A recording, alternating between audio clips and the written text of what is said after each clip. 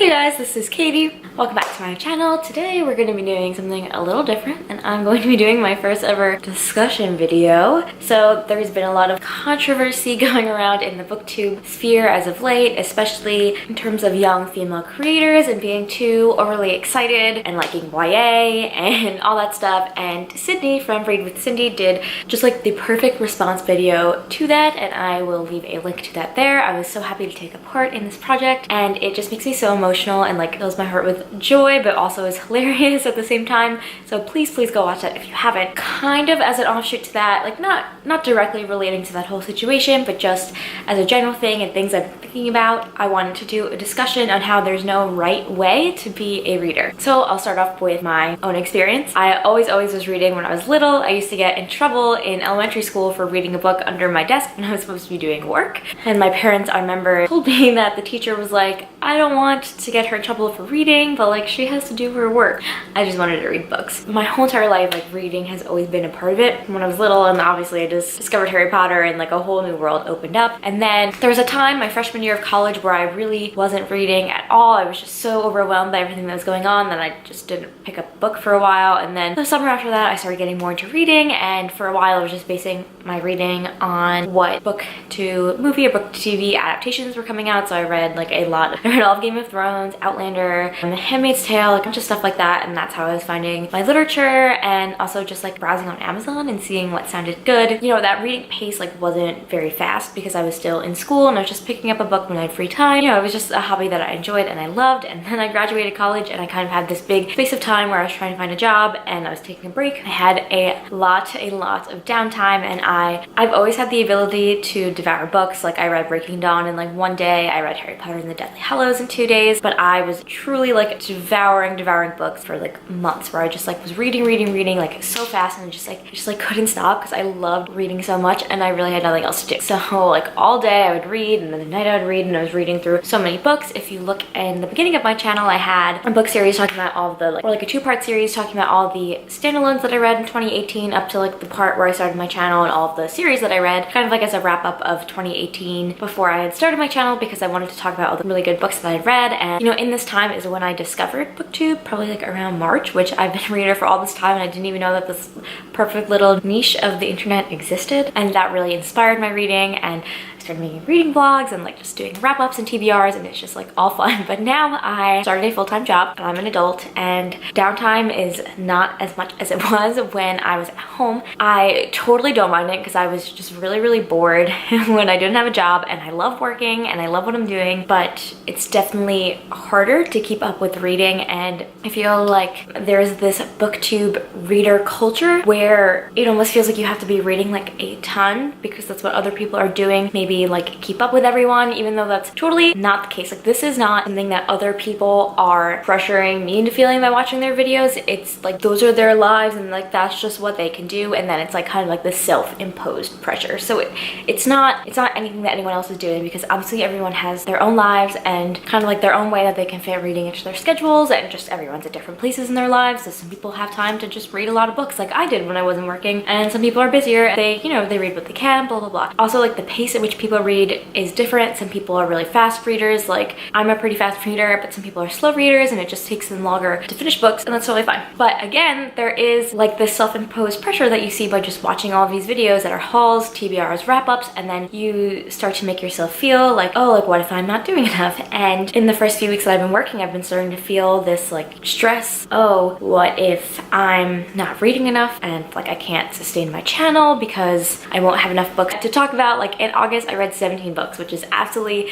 insane. You know, I was just reading, and like that was all that I was doing. And now my life has shifted to where work is, you know, the main part of my day, and then reading is something that I do if I have time and energy when I come home. But there's also other things I want to do, like watch TV, go to the gym. I need to feed myself somehow. I need to get enough sleep. So it's like my priorities are shifting, but obviously I still love booktube and stuff like that, and still want to be part of this community, and I still love reading. I want to read all of these books, but it's just like I have much less time. But that doesn't make me any less of a reader, and like no matter what, you know, I shouldn't feel bad that I maybe don't have enough time as I did before. And this is like all self-imposed pressure. But I think that it's something that probably not just me feels like, but a lot of other people that like booktube and are busy with other things in their lives, you know, like can feel that pressure too. Because when you're just so involved in this community, like it's a natural feeling and there's nothing wrong with that, but sometimes you need to take a step back and be like, reading is something that you do to add to your life. It's a fun hobby and it's supposed to bring you joy. And if you're starting to feel stressed out that you're maybe not reading enough, or you know, you're not moving at a fast enough pace, like you need to step back and be like, this is my own enjoyment and I can do it whatever way I want. That will make me happy. Yeah, that's just kind of like a reminder that I've had to keep to myself like as I've been busy. But obviously I love reading and I just like want to know what's going to happen in books, and I love booktube and making videos. So yeah, you just like don't have to be a fast reader or someone that reads like a ton of books to be on booktube. Like as long as you love reading and you just want to share your thoughts on books, like that's all that matters. I also think that now that I have less time to read, it's almost good, because I felt like I was rushing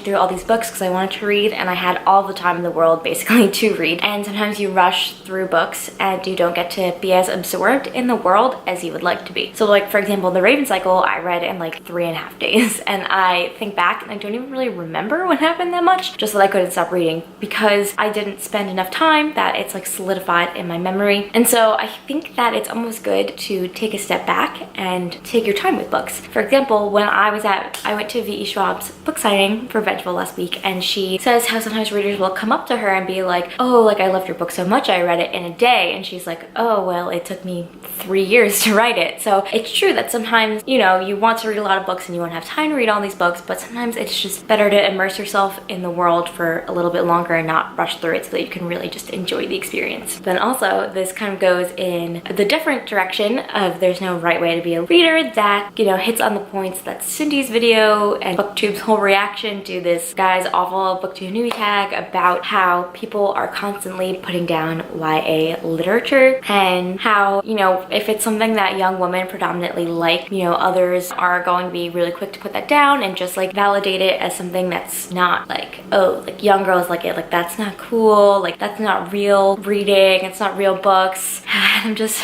frustrated and tired. Again, along the thread of there's no right way to be a reader. Like you can love classics and like you're a reader, you can love YA and you're a reader, you can love adult literary fiction, you can love nonfiction and like you're still a reader because you enjoy reading and talking about books. But to focus in on the YA topic, I have a lot of feelings about this. It's just because young women are predominantly the consumers of YA. I think it's because there's so many rich fantasies that focus on women characters, and there's strong women heroes, there's, you know, just these girls with these abilities that are like taking charge and doing these incredible things, and young women can really latch on to that, and you know, they can see themselves in that literature. And I mean, I know that's one reason why I love YA and like things like the Throne of Glass series. Like we have Aelin, who's just like a total badass, or just like any of the popular YA series most of the time have a like woman heroine main character, and I think the young girls really latch on to that because they really see themselves excluded in adult fantasy. And I do like reading adult fantasy, but most of the time they're like white male authors. There's not as much diversity. The main character is a man, and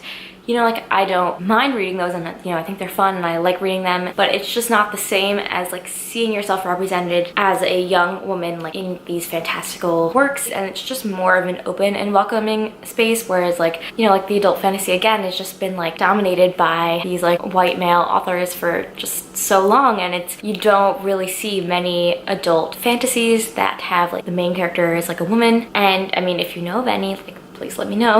Like for example, we have Game of Thrones, which has plenty of women characters, but it's written by like a white man, and there's violence against women in there, and like the main people that we focus on, like I would say most of them are men, and then there's like some women, those women themselves like are badasses and stuff like that. Sansa and Cersei and Daenerys like are all complex women characters, and I enjoyed reading about them, but like at the same time, like it's not the same as having this one female protagonist that's like hero of the story, and it's written by a woman. And I'm sure that there are plenty of adult fantasy series. Like I feel like Game of Thrones is kind of almost in the, like there's some things that are good about it and some things that aren't in terms of like its relationship to women, but like I'm sure that there are other adult fantasy series that I haven't even touched because it just seems so unappealing to me that like, you know, women are just like prizes to be won, and like there's no like focus on like their relationships and the characterization. All of the women authors that I know mostly write YA. Like I know V.E. Schwab writes adult fantasy, and that's like Darker Shades and the Villain series. And it's just, I don't know, I just think that the space needs changing. And I think, again, like why people, you know, are mean about YA is because young women like it, but it's because where we can really see ourselves represented in literature. So that was my little offshoot YA rant, but again, like if you read YA and like people are like, oh, that's not real books, that doesn't mean you're not really a reader. Like this whole booktube community was built on the backs of women that read YA. Yeah, that's about all I have for my discussion. Let me know what you think in the comments below. And you know, if you want me to discuss anything else, I guess just leave a comment. I kind of enjoyed doing this little discussion video, just like ranting at my camera for 15 minutes. So yeah, it's been fun. All right, have some fun, read some books, and I'll catch you guys in the next one.